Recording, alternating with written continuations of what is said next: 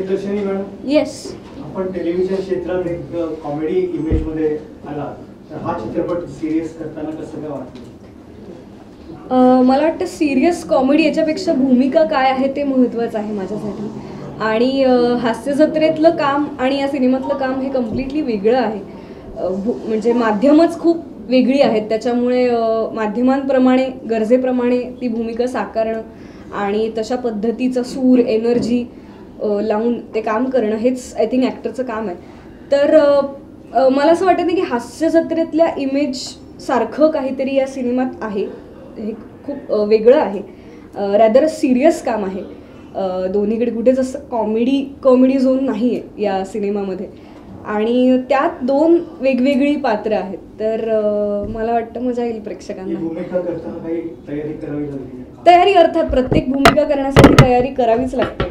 एक होमवर्क ॲक्टरचं किंवा स्क्रिप्टवरती काम असो किंवा जे काही सेटवरती गेल्यानंतर काही वर्किंग असो, तर ते सगळं ऑफकोर्स करावंच लागतं. आणि याच्यात विशेषतः दोन वेगवेगळ्या भूमिका कशा साकारता येतील याकडे जास्त कल होता, की ती तफावत दिसणं गरजेचं होतं. सो त्यानुसार ज्या गोष्टी निडेड होत्या त्या केलेल्या आहेत काम करताना. संतोष फार सिनियर स्टार आहे, काही दडपण आलं का त्यांच्याबरोबर?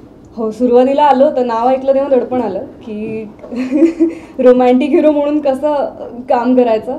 पण मला वाटतं ही इज 27 फॉर इटर्निटी. म्हणजे तो एजच होत नाही त्याचं वय तेवढंच यंग आहे.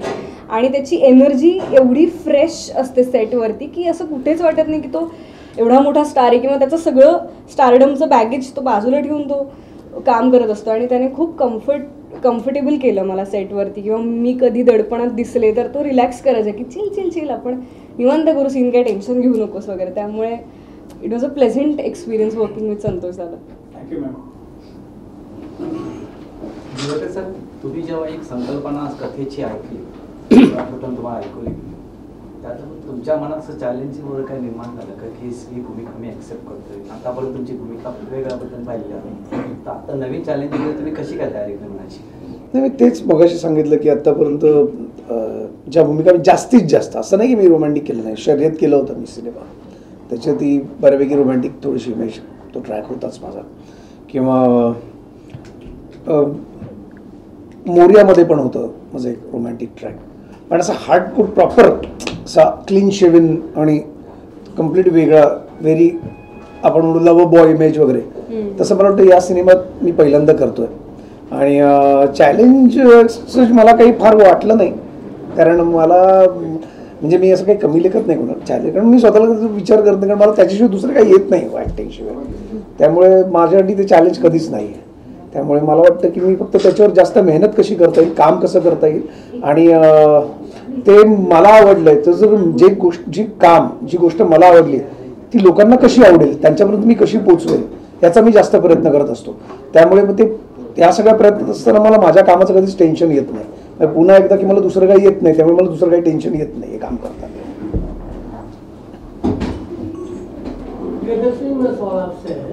जी, आप कॉमिक करते रहे हैं और ये थोड़ा फैमिली ड्रामा है, इसमें कहीं आपका थोड़ा कॉमिक या चुलबुलापन ऐसा कोई भाव मिलेगा? ये अलग अलग पैरामीटर की पिक्चर है, पूरा फैमिली ड्रामा है, लेकिन आपका जो है जो आपने किया है इसमें कहीं देखने को मिलेगा?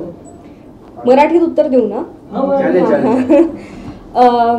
नाही, तेच मी म्हटलं की खूप वेगळी भूमिका असणार आहे. म्हणजे हास्य जत्रेत मी ज्या पद्धतीने दिसले त्यापेक्षा खूप वेगळी मी या सिनेमात दिसणार आहे. आणि सिरियस किंवा फॅमिली ड्रामा किंवा लव्ह स्टोरीज आहे मुळात. आणि ट्रेलरमध्ये जो एक सस्पेन्स थ्रिलरवाला फील आहे सर, तर साधारण तो जॉनरा आहे या फिल्मचा. त्यामुळे असं कॉमेडी असं काही फार घडणार नाही आहे सिनेमात, वेगळा फ्लेवर आहे. नाही, पण कॉमेडी, सॉरी मी बोललो चालेल ना? प्रश्न त्यांना होता म्हणून. कॉमेडी किंवा विनोद हा प्रत्येकाचा किती सिरियस असला म्हणून त्याच्या माणूस आयुष्यात कॉमेडी असतेच की, आणि किती माणूस कॉमेडी असला तरी त्याच्या आयुष्यात सिरियसनेस असतोच. प्रत्येक कथा मग ती कुठली असो, म्हणजे अगदी रामायण महाभारतापासून आहे तिथे सुद्धा विनोद घडलेलेच आहेत. जेवढा गंभीरपणा त्या रामायण महाभारतात आहे तिथे तेवढा विनोदही घडलेला आहे. आणि काही विनोदांमुळेच रामायणे घडलंय, काही विनोदांमुळेच महाभारतही घडलंय. नाही तो कोणासाठी तरी विनोद होता, पण कोणासाठी अपमान होता. त्यामुळे सगळ्या त्या गोष्टीतनंच एक कथा घडत असते. तसंच प्रियदर्शनीने तिने सुरुवात केली हास्यजत्रापासून तुमच्या समोर आली आहे. त्यामुळे प्रियदर्शनी कॉमेडी करते म्हणजे आता तिने सिरियसनेस केला आपल्याला नवल वाटतं ऑब्व्हियसली. पण त्याआधी सुद्धा तिने थिएटर केलेलं आहे. याच्या अगोदर तिने अनेक वेगवेगळ्या भूमिका केलेल्या आहेत, या आता लोकांपर्यंत माहीत नाही आहेत. त्या जेव्हा कळतील अरे प्रियदर्शनी असंही करू शकते, तेव्हा कदाचित ती वर्सटाईल म्हणून लोकांना कळेल. ती आहेच मुळात, तेव्हा ते कळत जाईल. सो मला वाटतं की कॉमेडी अँड सिरियसनेस और ट्रॅजेडी और कॉमेडी मला वाटतं हे सगळे एकमेकाचं संलग्न आहेत, एकमेकाचा पार्ट आहे. इन वेडिंग ट्रेडिशन जो बोला है, रुखवत और वेडिंग ट्रेडिशन, इसके ऊपर कुछ गाइड कर सकते हैं कि क्या है एग्जैक्टली? मूवी में भी दिखाया गया है. हाँ तेच. हाँ सॉरी आप लेट आएंगे. हाँ ओके ठीक है. तो मैं वही बताता हूँ, मराठी में बताऊँ हिंदी में बताऊँ? आप किसमें भी नहीं आप किस में समझेंगे क्योंकि मुझे आपको बताना है.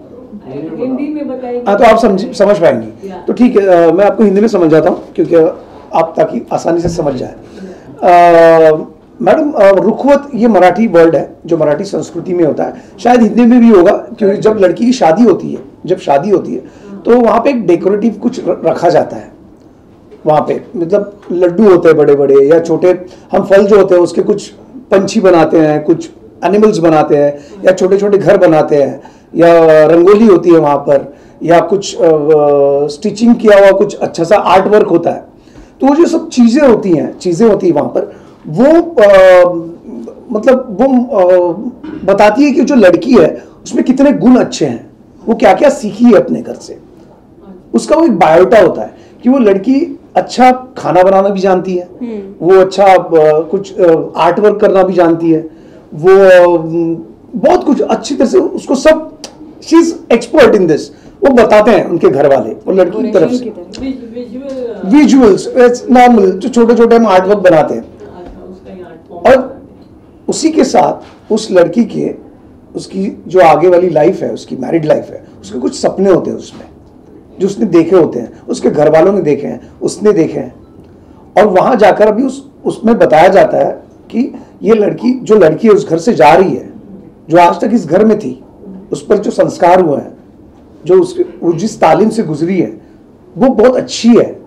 अब ये लड़की एक घर की बेटी थी, बहन थी, लेकिन अब वो एक घर छोड़कर दूसरे घर में जा रही है.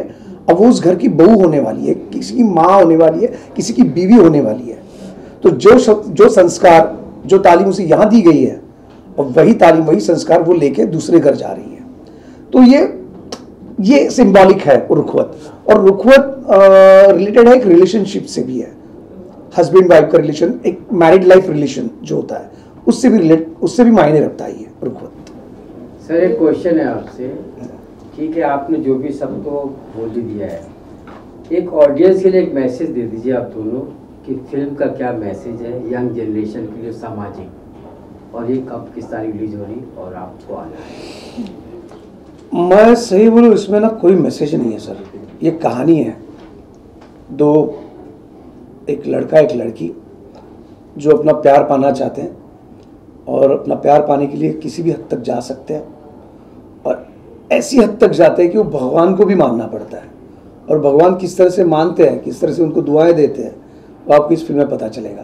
तो मैं ऐसा नहीं बोलूँ कि हम फिल्म में कोई मैसेज नहीं देती, लेकिन मैं फिल्म में हर चीज़ में, ऐसी क्यों नहीं कि फिल्में ही ज़रूरी है, हम कोई भी काम करते हैं हम कुछ तो कुछ मैसेज देते ही हैं.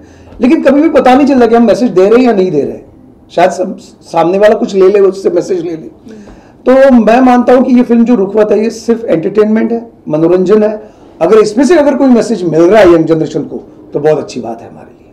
आप क्या कहना चाहेंगे मराठी में? रुखवत हा सिनेमा 27 डिसेंबरला आपल्या भेटीला येतो आहे, जो एक फॅमिली एंटरटेनर आहे. खूप दिवसांनी लव्ह स्टोरी चा सिनेमा येतो आहे आणि विशेषतः आम्ही दोघं पहिल्यांदाच ऑनस्क्रीन एकत्र काम करणार आहोत, तर त्याबद्दल लोकांमधली उत्सुकताही आमच्यापर्यंत पोहोचली आहे. तर रुखवत हा सिनेमा बेसिकली तुम्ही तुमच्या गर्लफ्रेंडबरोबर, बॉयफ्रेंडबरोबर, एक्सबरोबर, फ्युचर पार्टनर्सबरोबर, नातेवाईकांबरोबर, फॅमिलीबरोबर, अनोळखी लोकांबरोबर, कोणाबरोबरही बघायला जाऊ शकता थिएटरमध्ये 27 डिसेंबरपासून.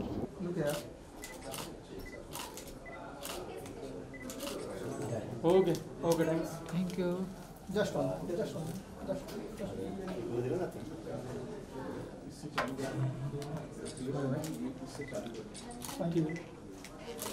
थँक्यू.